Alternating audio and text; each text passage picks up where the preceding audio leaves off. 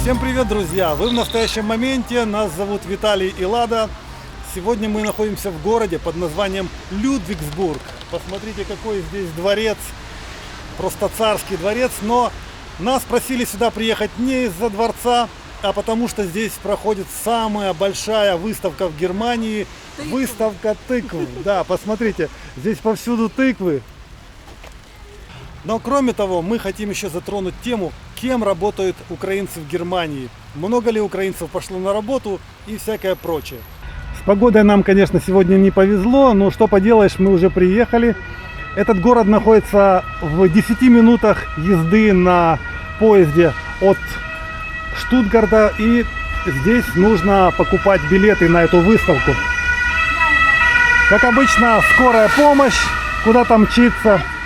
Это в Германии нормально. Сейчас узнаем, сколько стоят билеты. Лада как раз покупает.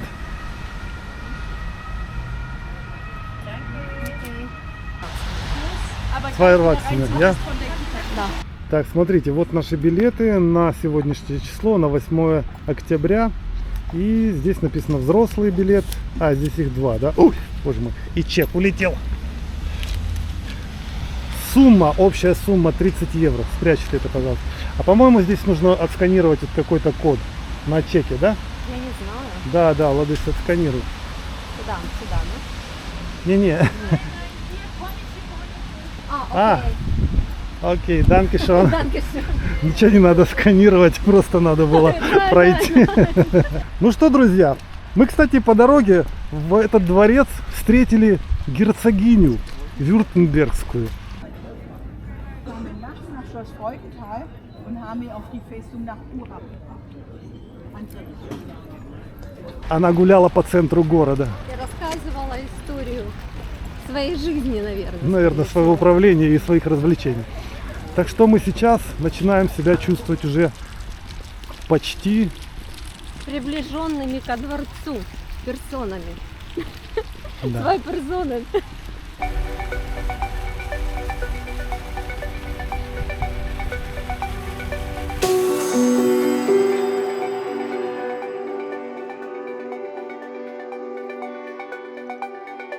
Пока мы идем ко дворцу, немножко статистики про украинцев в Германии. Значит, сейчас, в 2024 году, находится в Германии около 1 миллиона 200 тысяч украинцев. Из них трудоспособных людей всего лишь 700 тысяч.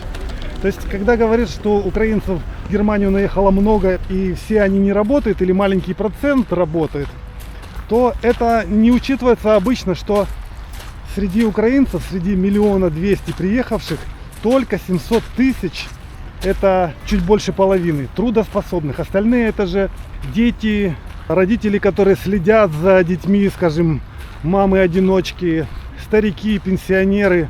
Всякие же люди приезжают. А на данный момент около 266 тысяч украинцев уже трудоустроены. И если взять эту цифру относительно 700 тысяч трудоспособных, то в общем-то получается, что больше чем 1/3 украинцев уже работает.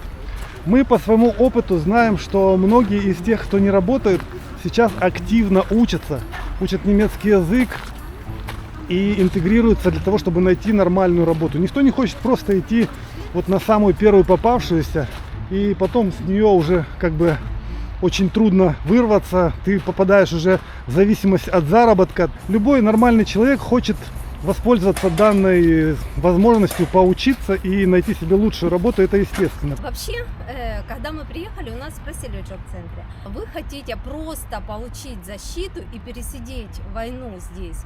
Или вы хотите интегрироваться? То есть джоб-центр спрашивает, что вы хотите. И поэтому у всех беженцев есть возможность вообще не работать. То есть это защита временная. И да. все. Но большинство украинцев, которых мы знаем, все хотят работать. Все. Просто... Мы сказали, мы хотим работать, интегрироваться, хотим учить язык. Пожалуйста. Поэтому мы по этой программе. То есть две программы на самом деле.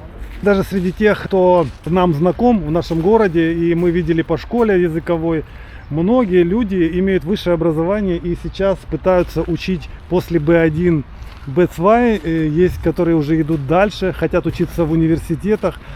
У меня тоже есть диплом преподавателем музыкальной школы, и я, в принципе, если я пойду учиться дальше на Бейцвай, То ты сможешь работать подтвердить свой преподавателем, диплом, да. то я могу здесь работать. Давайте вернемся к тыквам, друзья. Мы тут крутимся рядом. Смотрите, какие гигантские тыквы. И вот, я так понимаю, это третье место, это первое место, а то второе. На третьем месте у нас тыква оранжевая. 745 килограмм весит вот эта вот оранжевая тыква. На первом месте у нас тыква, которая весит тонну. 1005 килограмм, и приплюснутая желтая тыква, которая весит 956 килограмм. Это из-за того, что они такие тяжелые, они приплюснутые. Да, они лежали, да, под своим весом. Ну и есть, конечно, тыквы поменьше. Здесь вон целый ряд. И я должен вам признаться, что с тех пор, как я закончил курс, я как бы перестал интенсивно заниматься немецким языком, появились другие заботы, думаю, все чуть позже, небольшой перерыв. И он очень быстро забывается, язык, если его не повторять постоянно. Это проблема.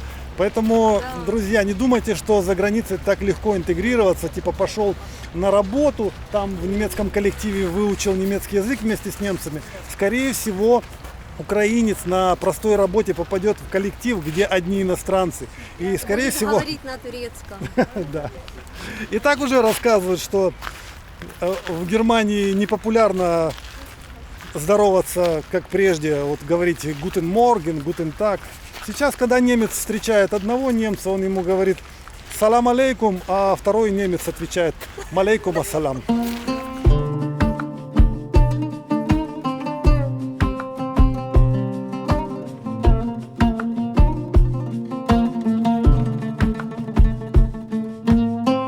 Друзья, ну как вам сам дворец вообще-то? Вот посмотрите, двухэтажный, такой слегка помпезный. Ну, его называют одним из лучших дворцов. Вообще он построен был в 18 веке. Начали его строить в 1704 году.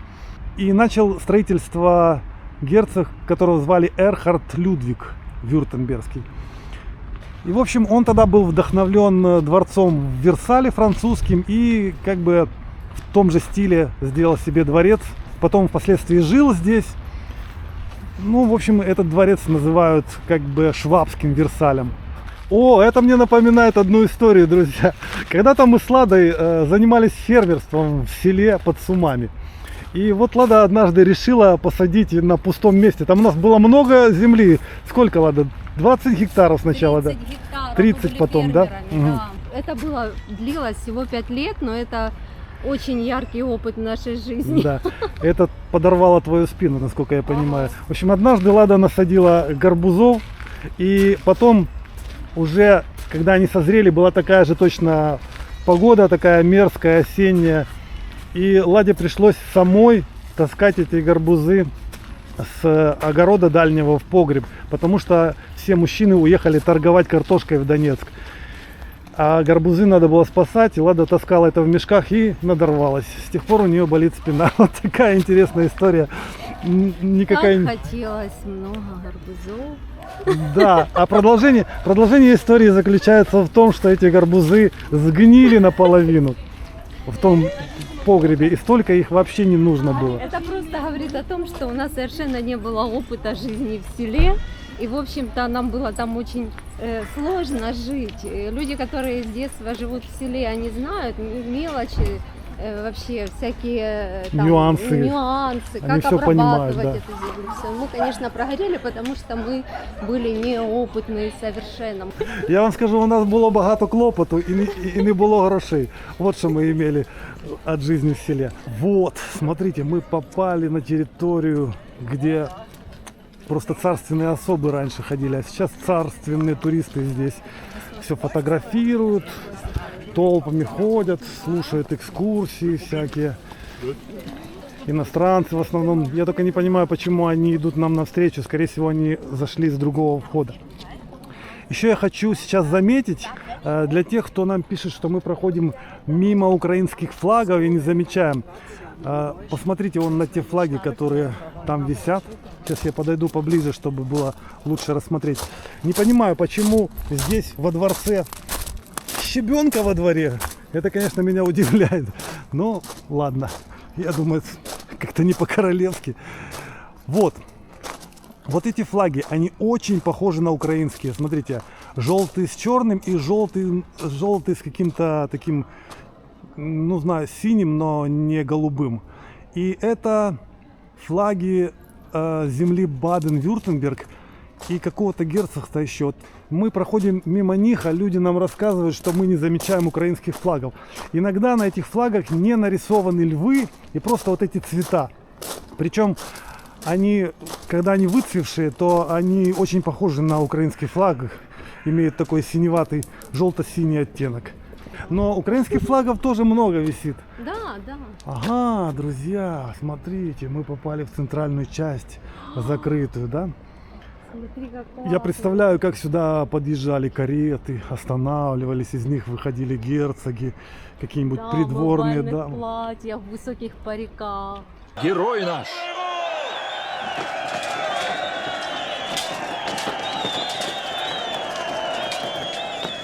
Да он ранен, черт подери.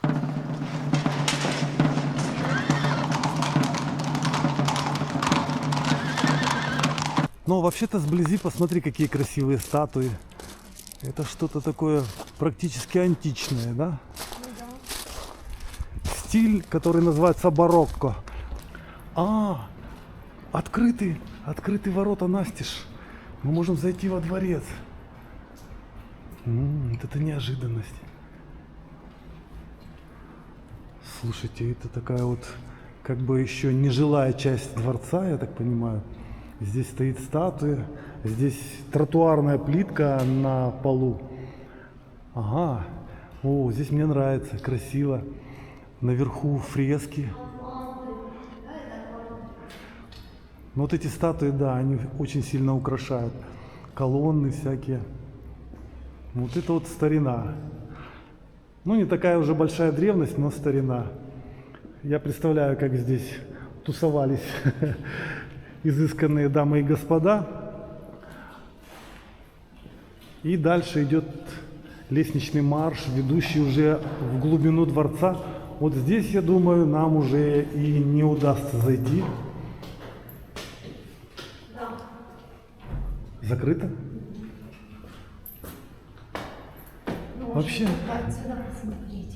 у меня такое впечатление, что в глубине дворца точно такой же дизайн везде, повсюду. И все выглядит как бы проходным и нежилым. Наверное, во дворце неуютно жить. Неуютно, да. Нет, ну, наверное, есть какие-то комнаты, где уютно.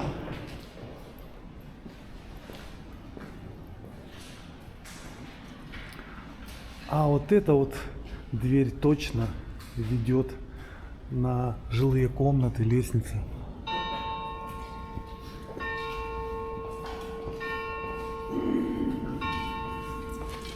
Но здесь запрещено снимать.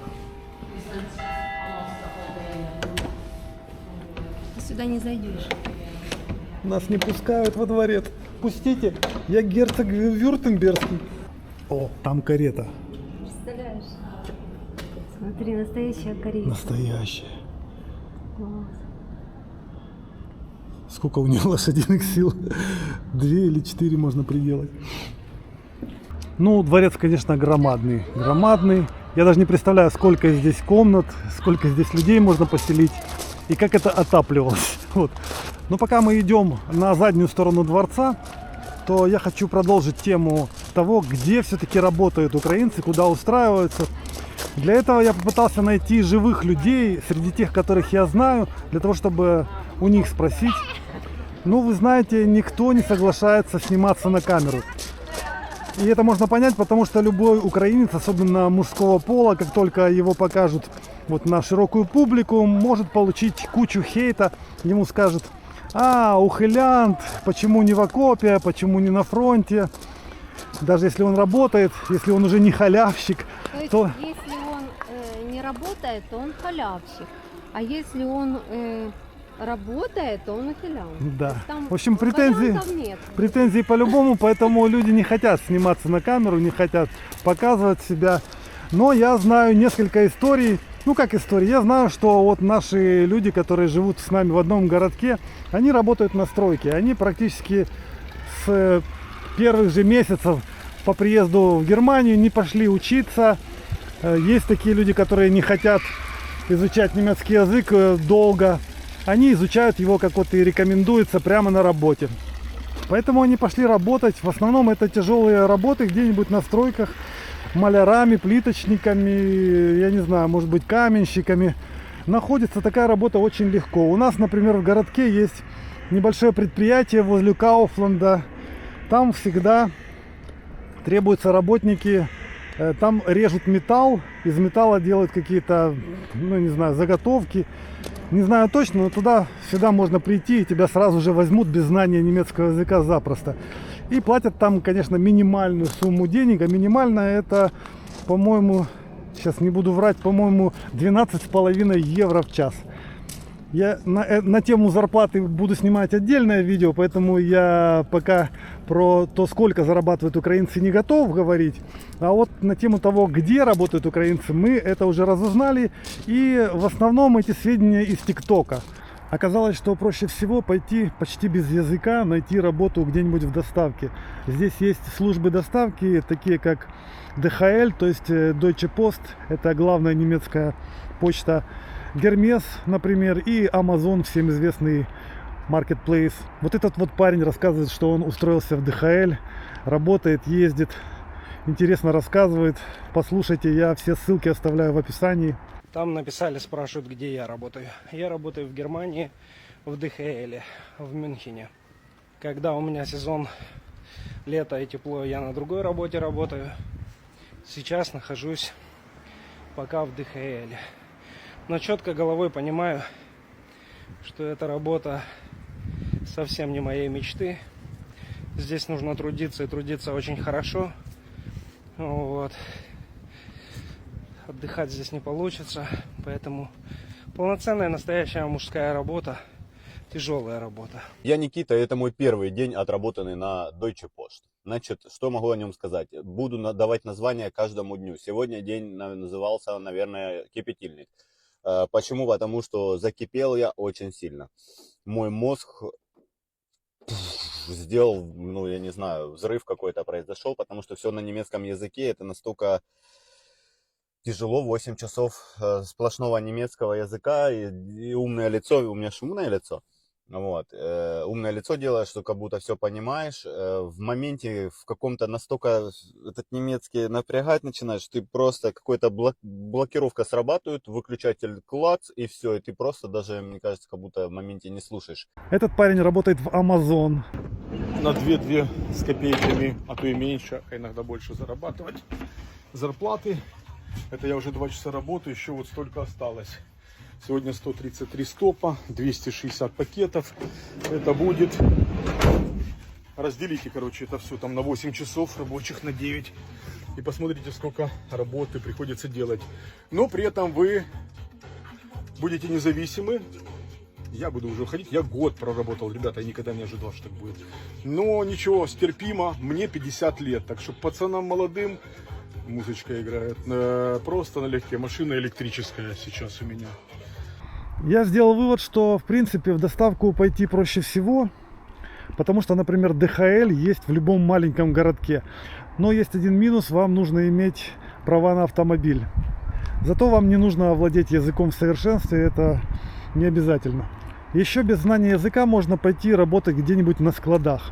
В Германии много складов. В принципе, если постараться, походить, поискать, то можно даже недалеко от дома в своем городке найти какой-нибудь склад, где нужны рабочие и где, в принципе, вообще не квалифицированная работа. Там просто нужно сортировать какие-то коробки, возможно, таскать что-то тяжелое, перекладывать. Но это уже разные склады имеют разную специфику.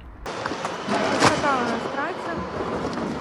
Дякую, Євгену, за працю, за цікаву, за легку. Многие из тех, кого мы знаем здесь в Германии, они хотели бы устроиться на завод, куда-нибудь на конвейер. Туда попасть сложнее, хотя тоже язык не нужен, но просто заводы есть не во всех городах. А вот эта девушка рассказывает, что она пошла работать в дом престарелых. Почему я выбрала работу в доме престарелых? Да потому что мне к нему идти 3 минуты. Почему бы нет? Я до этого на курсы ездила 1,5 часа в одну сторону. То есть у меня в день уходило 3 часа. И я так наездилась полгода, что я думаю, нет, я сейчас как поработаю где-то очень близко. Ой, и мне прям это такое удовольствие приносит. Конечно, многие украинцы, которые в Украине работали на стройке, находят себе здесь, в Германии, работу на стройке тоже, но не все находят ее как высококвалифицированные специалисты, потому что здесь свою квалификацию нужно подтверждать. Хотя ты на самом деле, может быть, и достаточно умелый электрик, сантехник или плиточник, но у тебя нет немецкого документа о том, что ты можешь это делать. Ты будешь пока работать подсобником. Еще многие украинцы идут работать кассирами в супермаркеты, но там уже нужен хотя бы какой-то уровень языка для того, чтобы понимать людей, с которыми вы общаетесь. Нужно уметь сказать пару слов. Ну и вот типичный пример таких украинцев, которые имеют высшее образование и сразу не могут найти себе работу по своей профессии. Они вынуждены сначала идти куда-нибудь на работу попроще. Вот, например, этот парень, он сначала тоже пошел на доставку в ДХЛ, отработал там несколько месяцев, а потом позже ему удалось найти работу по профессии. Работа в ДХЛ. В общем, на моем основном аккаунте задают этот вопрос, как я нашел работу, как подписал Фертрак. Почему мне ответили, а многим не отвечают. В общем, буду рассказывать об этом здесь, как я и сказал в моем основном аккаунте. Ну что, отстрелялся я первый рабочий день. Скажу, непросто для первого дня столько побегать. Устал, короче, не на шутку, но это надо просто привыкнуть, потому что смотрю, тут ребята работают вообще себе весело, припрыжку без одышки, с улыбкой на лице. Мне нужно для этого время. Но что хочу сказать, что ребята, которые здесь работают, и девчата, на таких тачках сюда приезжают, что просто охренеть можно. Такое ощущение, как будто у них зарплата по 8000 евро в месяц.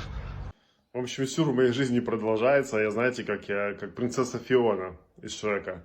Днем одна, ночью другая. В общем, неделю я работаю как постбот, развожу письма, посылки и все вот это вот. А на выходных и иногда по вечерам мне приходится то курсы записывать, то вебинары делать по программированию. Вот так вот все это выглядит. Кофе обязательно, без кофе никак. Овца что у меня сдохла, походу. Надо ее поднять. Так, обещался рассказать, куда и зачем я уволился из ДХЛ. Рассказываю. Я уволился, потому что нашел работу по своей профессии.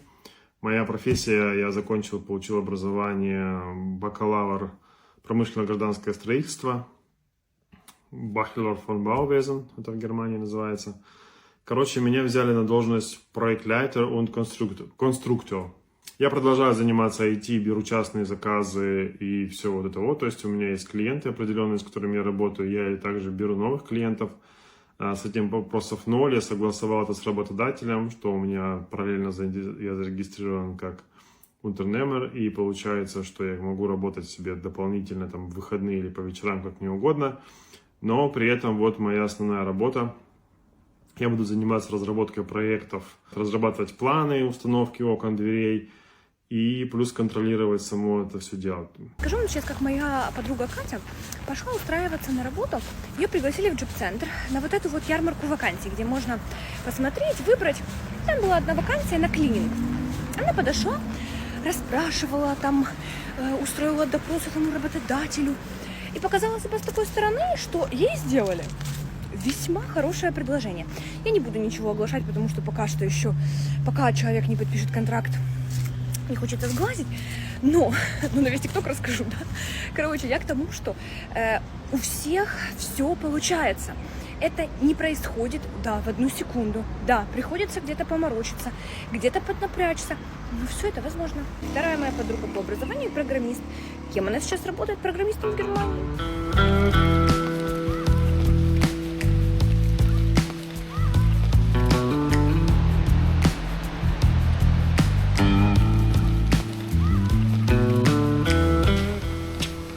Возможно, это старинная качелька, ладно. Это еще герцог катался. Это качель, написано 802 года. Лада, посмотри. А тут мы с тобой выходим к небольшой башенке. А мы ее в прошлый раз смотрели издалека и не могли сюда попасть. Где-то рядом и озеро есть под этой башней. Это древняя башня. По крайней мере, старинная. Отсюда вид красивый. Сейчас мы можем посмотреть. Даже вовнутрь можно зайти, смотри. Какие-то комнаты. Ой, тут насквозь можно пройти. И кто это? Это явно не королевские особы, нет. Одна из них... все спят, это спящая красавица. А, это башня спящей красавицы. Наверное. О, как интересно.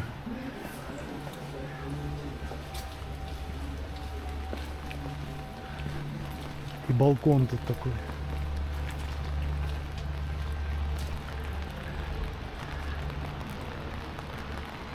Мы все еще на территории дворца. Мы были вон там прямо, на тех террасах, а теперь зашли наверх сюда. Посмотрите, мы высоко находимся. А вот оно озеро, которое я на карте видел. Ну, оно Нам надо такое. спуститься вот сюда.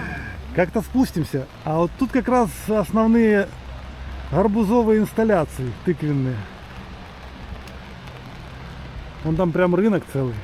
Как интересно. Пойдем, такая башня была.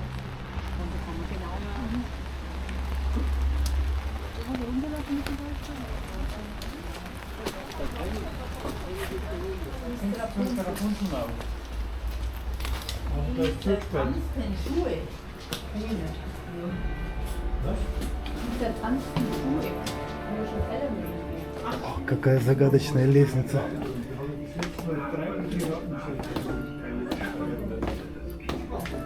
Башня вниз называется. Я даже не предполагал, я думал, она просто стоит. Подвал, спускаемся в подвал. Это сказка «Спящая красавица», посмотри. Да? Да, мне кажется, это еще и сказку рассказывает, слышишь? Das hörten die 12 Königstöchter, lachten und spotteten über den Soldaten. Можно идти сказку слушать. Danach standen sie auf, öffneten Schränke, Kisten und Kasten und holten prächtige Kleider heraus, putzten sich vor den Spiegeln. Слушай, куда это нас ведет? Сейчас придем в какую-нибудь пещеру, я не знаю, мы уже идем и идем. Где выход? Ich weiß nicht. Ich auch weiß nicht. Ой, точно пещера какая-то. Вау. Здесь нельзя выйти.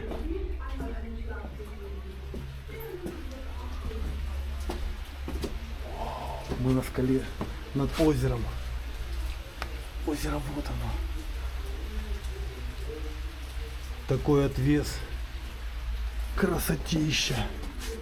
Ладно, мы просто в пещере с тобой, в древней.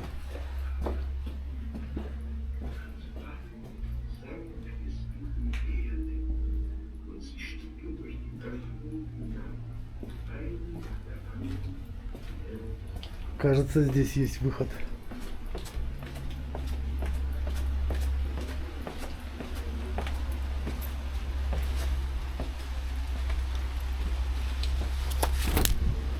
Надо открывать зонтик.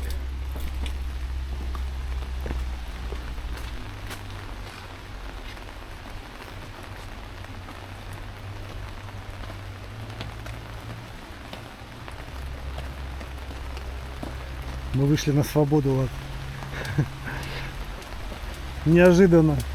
Через такую винтовую лестницу. Это, наверное, был тайный проход какой-то. И тут такие места. Вот, кстати, передняя часть дворца была совершенно неинтересная, а здесь гораздо любопытней. Голуби в клетке живут.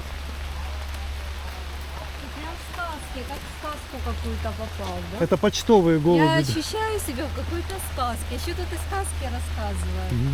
Смотри, сказка дальше продолжается. Тут таинственный грот. Проходим. Самое обидное, если это окажется тупиковой территорией, нам придется идти наверх, обратно. Влада скажет, я больше не хочу. На этом экскурсия закончится. Китайская пагода какая-то, наподобие. Просто беседка. Можно от дождя прятаться. Ага, так основная движуха здесь и есть, оказывается. Вот люди ходят тут. Какие-то домики красивые. Вау, тут ручей с лодками. Это аттракционы. Тут можно садиться на лодку и плыть по ручью, да. Жалко, что дождь. Очень жалко, да. Ну ничего, зато мы покажем типичную немецкую погоду. Нету ветра и достаточно тепло, поэтому, в общем-то, можно сказать, что все окей.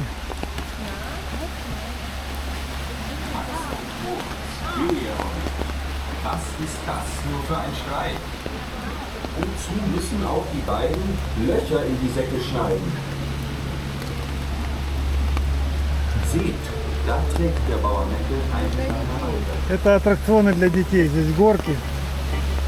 Aber kaum, dass er von innen fängt das Korn.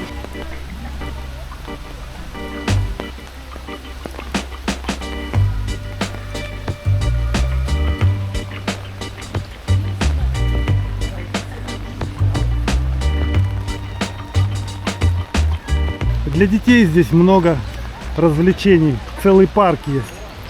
И качельки всякие.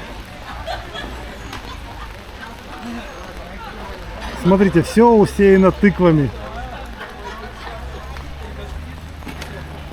Тыквенные дорожки. Солома.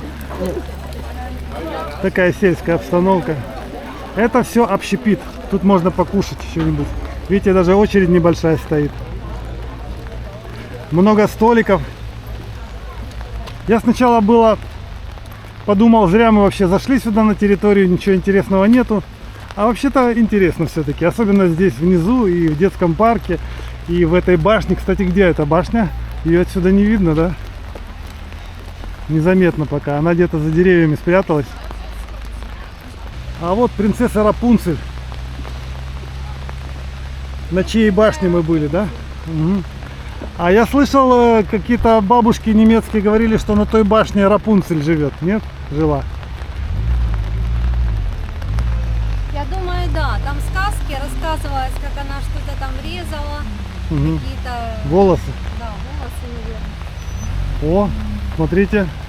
Выгружают опилки. Вот еще одна инсталляция. Карета.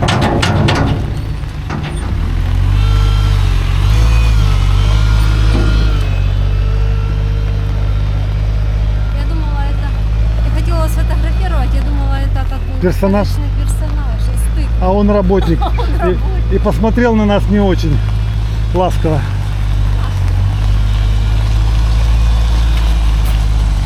В общем, друзья, в какой-то мере я должен сказать, что здесь делать нечего. Опилки насыпают для того, чтобы вот тут по грязи можно было ходить по опилкам. Потому что здесь уже раскисает все. Вау! Это Жанна д'Арк. Красочно очень, действительно. Вот эти оранжевые тыквы, они сильно яркие. Очень красиво получилось. Именно по цветам подбирали, по размеру. Кропотливая работа. Жаль, скоро сгниет. Вот как эта тыква, видите, она уже стала гнить. Вот здесь, пожалуй, можно купить какой-то сувенир на память. Сувенир тыкву. Ну, почем? Вообще-то это просто... А, это разновидность. Выставка. Выставка, да. Мы же думали, это цены. Нет, это просто название всяких разных видов тыквы. Если кто интересуется, честно сказать, меня вообще не интересует, как эта тыква называется. Но раз уже у них существует название, то правильно сделали, что выставили это все здесь. Расписали. По одним данным здесь где-то 400 видов тыкв разных, по другим 600. Кто как говорит, я даже не знаю. Ну и здесь сувениры, да, на память.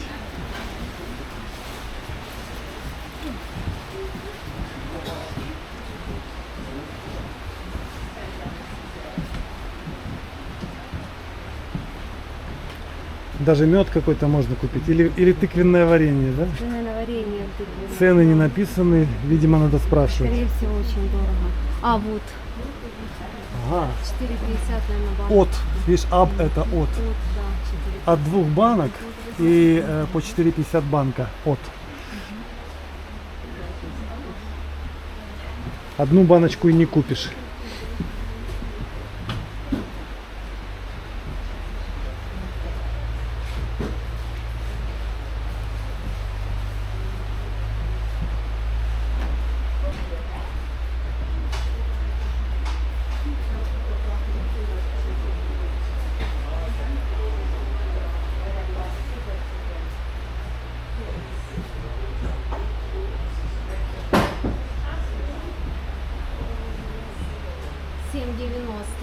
Вино. 7,90 Это евро. вино, 8 да? евро, да. Угу. Тыквенное вино. Нет, клубничная и черная смородина, черника. Ну вот это стоит купить, конечно. Представь себе, да? А, я же уже больше не пью. Для любителей Хэллоуина здесь есть уже готовые тыквы.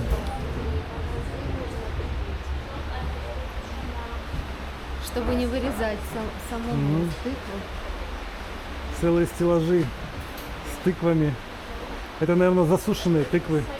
Можно ставить свечки вовнутрь, поджигать. Супы. Томатный крем супа. Зупа. Да? Зупа. Короче, это 5 евро баночка. 5 евро баночка. Супы, да. Курбис ликер. Это Ликер? тыквенный ликер. О, чаи есть какие-то, видишь? 3,90 за пачку такого чая. Это тыквенный чай? Разные. Сушидены. А вот еще какой-то напиток по 8,90 большая бутылка и маленькая по 4,90. Вот это она.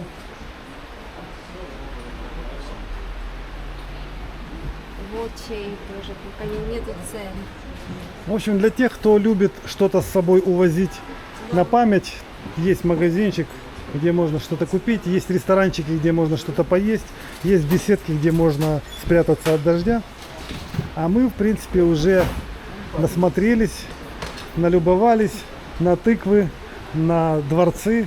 На дождь. Да, можно купить еще такой брелочек себе на ключи.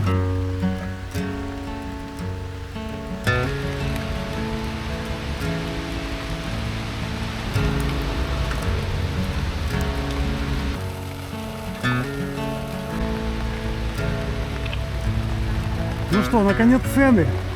Да. О, вот такая вот небольшая оранжевая стоит 2,50. Название у нее есть определенное. Вот такая вот стоит 2,90.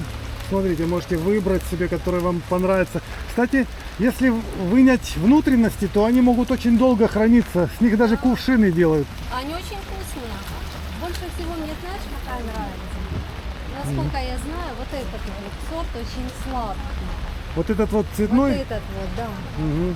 По крайней мере у нас. О, так они и стоят по 4,50. Да. Он Штука. маленький, смотри, какие забавные тыквы. О, эти лебедь. какие-то корявые вообще. Как лебедь. Они почем? Они почти. По евро 50. Маленькие по евро 50, видишь? Какие прикольные. Я таких никогда не видел. Ну, кому нужны в сельском хозяйстве такие декоративные тыквы? Самая дорогая, смотри. Вот по 3,50 есть красненькие. Евро. Это самая дорогая. Ладно, нашла самую дорогую тыкву. 5,90. 5,90, Возможно, она еще 106. вкуснее. Угу. Слаже. Вообще тыквы, они Продолговато. имеют разный вкус. Разные. Они бывают водянистые, бывают такие насыщенные, вкус сладкие, бывают совсем не сладкие, бывают какие-то как сопли. Ну, Некоторые тыквы способны превращаться в карету. а это вообще. Да, ты шо? Некоторые женщины способны превращаться в Золушку. А некоторые, Или наоборот, Золушки способны превращаться в некоторые тыквы. солнышки 12 часов теряют весь свой наряд. Теряют, да? И красоту. Y si nos entregamos y lo perdemos por completo, Y si nos tiramos a que esto sea cierto,